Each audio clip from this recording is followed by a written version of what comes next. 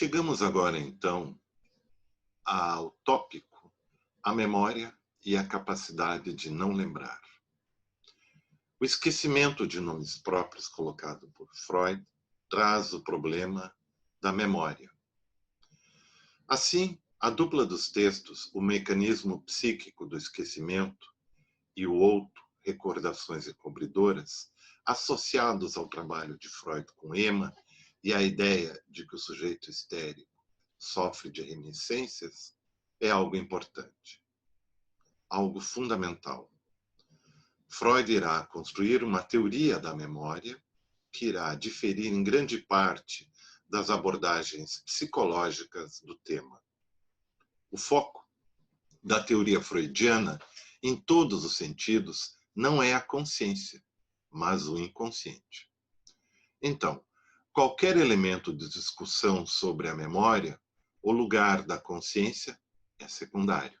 É apenas do ponto de vista de um epifenômeno, aonde começamos a perceber o real e verdadeiro movimento.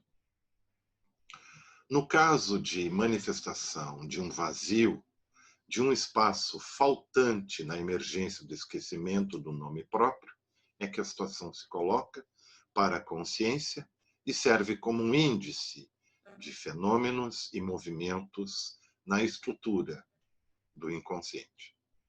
Já no caso de recordações encobridoras, que são reminiscências, temos a memória como a dramatização de uma cena que substitui outra que, por sua vez, substitui talvez uma terceira, ou uma quarta, ou uma quinta. Isso dentro de uma série de encobrimentos que somente podem findar ao encontrar algo que não é capaz de ser colocado mais em palavras.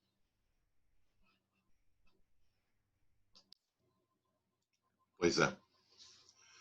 Assim, o pensamento freudiano terá de esperar pelo Wunderblock, o bloco mágico, para poder mostrar que a memória, na psicanálise, é estruturada como camadas que se superpõem e se atravessam. Ao remover-se uma camada no bloco mágico, as impressões permanecem nas demais camadas. Isto de inúmeros modos, às vezes idênticas, outras vezes transformadas levemente em um detalhe, em outras completamente desfiguradas e deslocadas. Mas será no estudo dos sonhos, e principalmente no fenômeno da distorção nos sonhos, que Freud irá situar a memória transformada do inconsciente. Isso pela imagem do rebus, que nos chega ao sonho. E isso será visto quando formos trabalhar na Traumdeutung.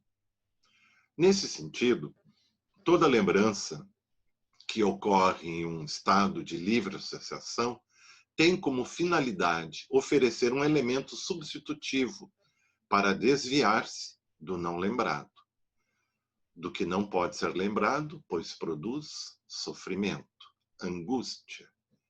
A representação psíquica plasmada no corpo histérico, por outro lado, em conclusão, tem esse mesmo caráter, ao mesmo tempo de evitação, na ação do recalque e conversão física, e o elemento inicial do não suportável, a consciência. Esse é um dos motivos pelos quais Freud disse que o sintoma neurótico já é uma tentativa de cura, de uma formação de compromisso entre o inconsciente e o pré-consciente, entre corpo e suas manifestações. Mas, vejamos, em todos esses elementos, Freud aprendeu muito com os poetas e, sobretudo, com Shakespeare.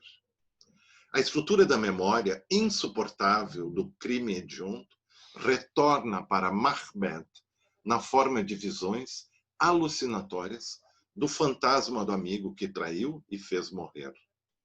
Assim como Lady Macbeth plasma em suas mãos e braços o sangue derramado que viu do rei que foi assassinado sob o teto de sua hospitalidade e pela sua intencionalidade motivadora. Mas tanto o esquecimento como a lembrança, encobridora,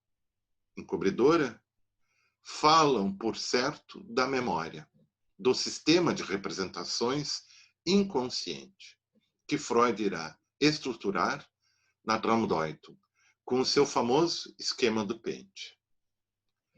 Mas eles falam de algo mais que se esconde por detrás das cortinas das lembranças e que Freud irá igualmente descobrir.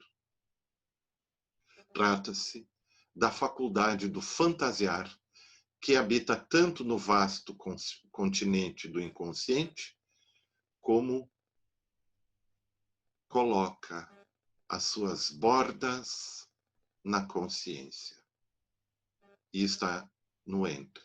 E esse tópico será o nosso próximo vídeo, o qual tem por título Toda lembrança encobre uma fantasia. Até lá.